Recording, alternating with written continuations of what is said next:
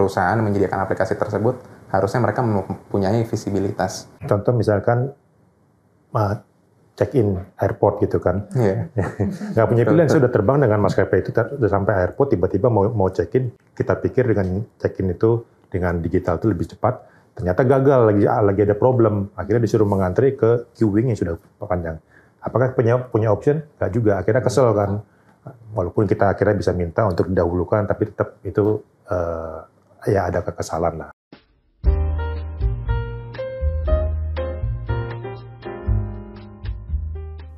Hai Masterian, semoga dimanapun kamu berada, tetap sehat dan semangat ya.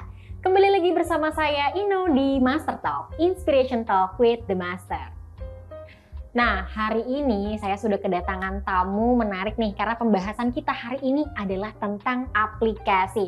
Sudah hadir bersama kita semua ada Bapak Nyoman Suryadana, App Dynamics Business Development Manager dari Cisco Indonesia. Halo Pak Nyoman. Halo Ino. Dan juga ada Bapak Ruli Handrio, Solution Architect dari Master System Infotama. Halo Pak Ruli. Halo Ino. Gimana kabarnya hari ini?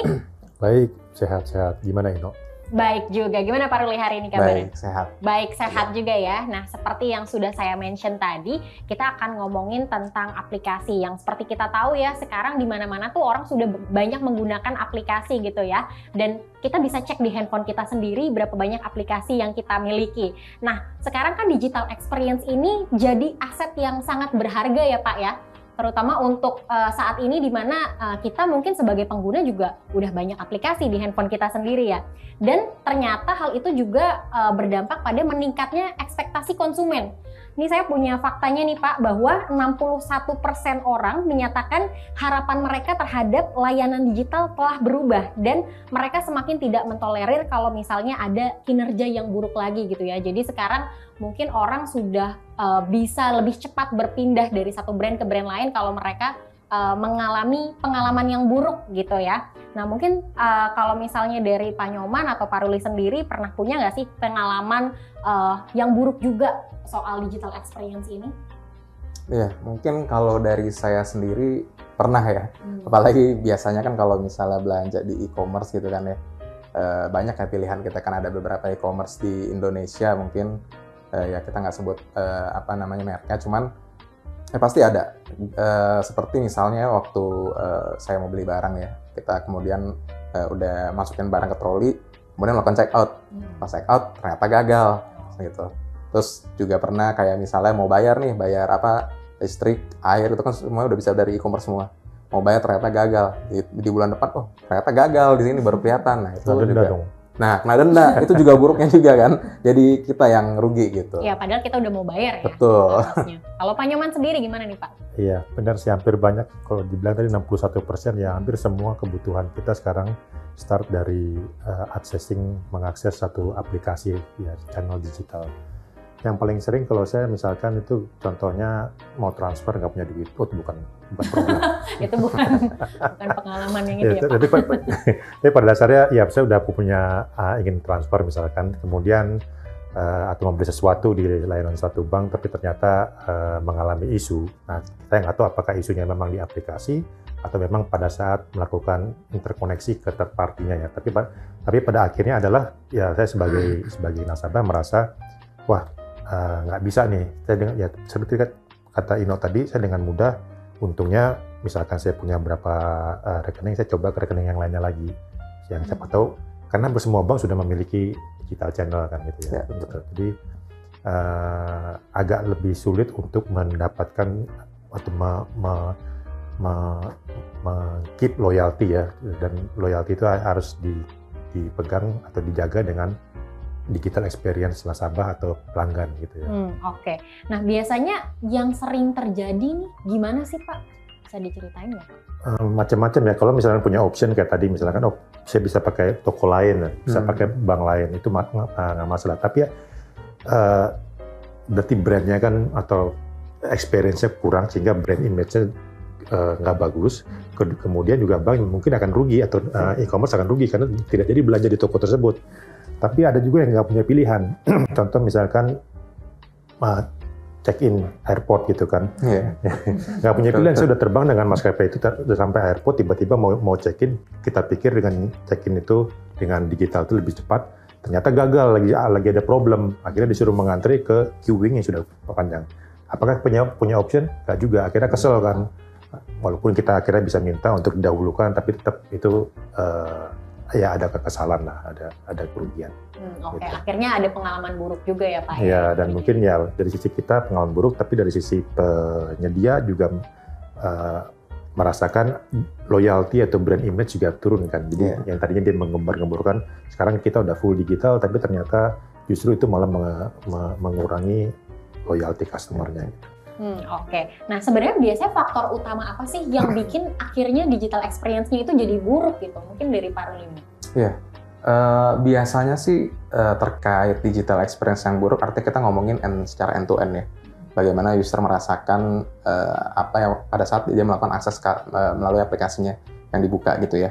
Nah, di sini biasanya dari sisi perusahaan yang menyediakan aplikasi tersebut, harusnya mereka mempunyai visibilitas terhadap aplikasi secara end-to-end gitu.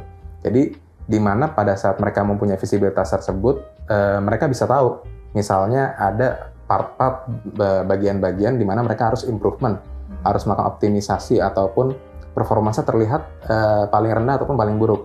Di situ jadi dia bisa melakukan improvement di bagian tersebut.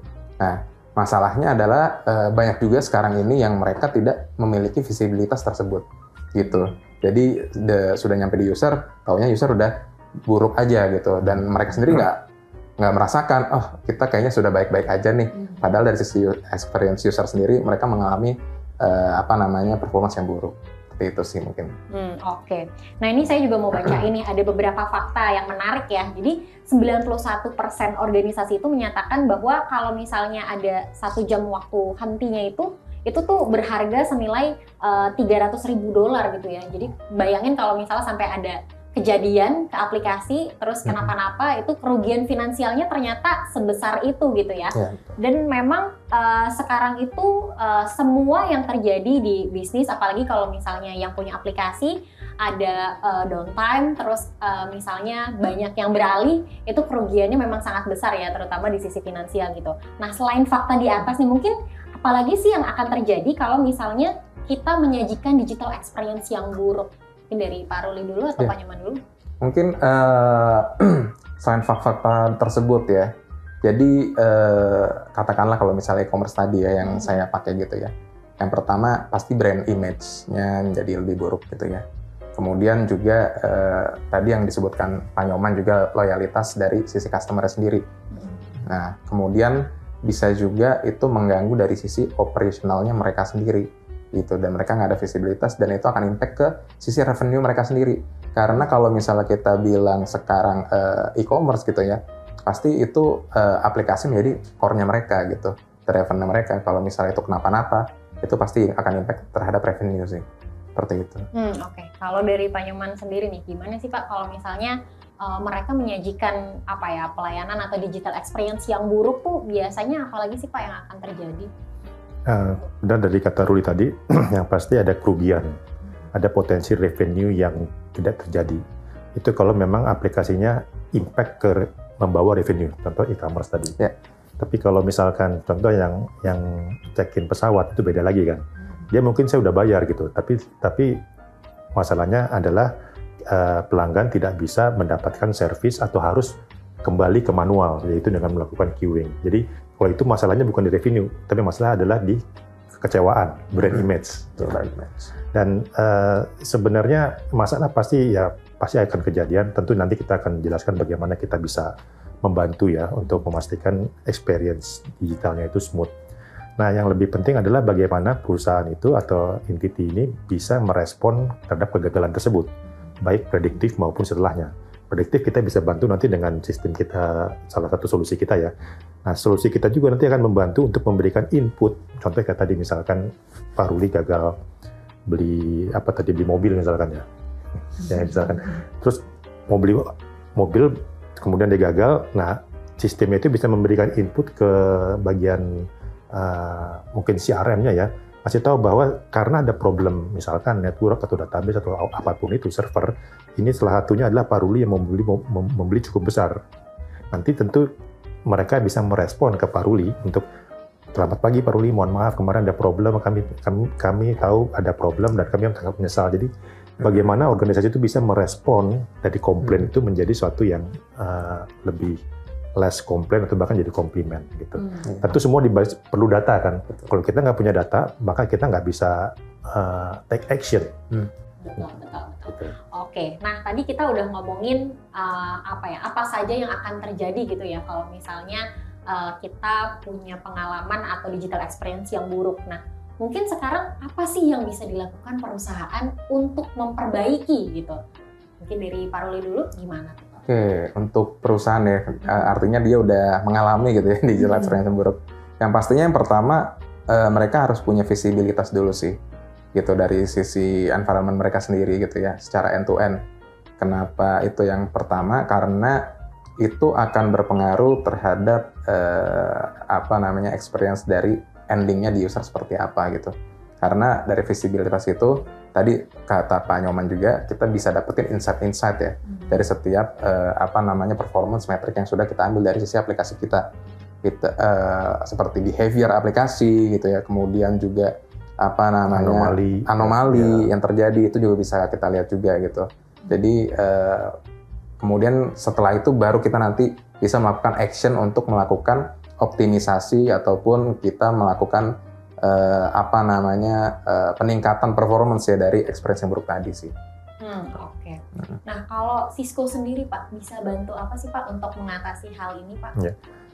Kami menyadari bahwa semakin ke sini itu aplikasi sudah beralih dari yang dulu monolithic, three-tier application, SOA, bahkan sekarang microservice, multi-cloud gitu kan. Dan ini menjadi aplikasi kayak semacam satu service-oriented application yang semakin banyak sekali yang berinterkoneksi ya. Jadi kita tidak bisa lagi cuma mengandalkan memonitor server aja, memonitor satu service saja, tapi kita harus memonitor end-to-end service ini, strukturnya, pendukungnya apa saja. Mulai dari klien pada saat end user mengakses aplikasi, sampai melewati networknya, diproses oleh aplikasi, dan mungkin dari aplikasi juga proses melempar lagi ke third party, misalkan pembayaran ya gitu ya, atau kirim ke kurir gitu kan, pasti ada third party API juga. Nah seluruhnya itu kita harus kita ambil datanya, yang tadi Pak Ruli bilang, kita mendapatkan visibility sebagai basis datanya, dan Cisco bisa membantu semuanya karena kita memiliki banyak solusi, mulai dari AppDynamics untuk memonitor atau memake sure aplikasi dari sisi klien dan server dan aplikasinya sendiri, server dan aplikasinya. Kemudian kita juga memiliki Thousand Eye untuk memonitor si networknya. Solusi kami juga bisa berintegrasi dengan data center solusi Cisco seperti Nexus dan ACI dan Nexus Dashboard untuk mengetahui atau mendapatkan informasi di level data center network. Gitu. Oke, boleh dijelasin berarti ya Pak tuh dari awal ya, sampai akhir. Jadi semua komponen sama seperti misalkan kayak gedung ya. Kalau kita ingin mendapatkan full visibility maka kita harus taruh semua CCTV di tempat masing-masing kan. Cuman problemnya adalah kalau kita sudah memiliki contoh di gedung ini kita memiliki 1000 titik CCTV. Apa kita harus menampilkan dalam satu layar besar kemudian minta ada Pak Ruli lagi misalkan ngeliatin semuanya kalau ada anomali gitu ya kan. Jadi tentu capek kan gitu. Dan harus 24 jam. Maka itu berarti analoginya adalah kita memiliki agen yang bisa ditaruh di semua titik-titik itu, kemudian dia akan melempar data ke satu basis data kami, kemudian disitulah akan ada machine learning yang akan melihat anomali untuk memastikan apakah problem kecil ini yang kayaknya kecil bisa jadi berpotensi besar atau bisa jadi berimpact ke revenue tadi. Gitu. Oke, berarti semuanya end to end ya Pak ya? Iya, jadi kita nggak cuma aplikasi saja.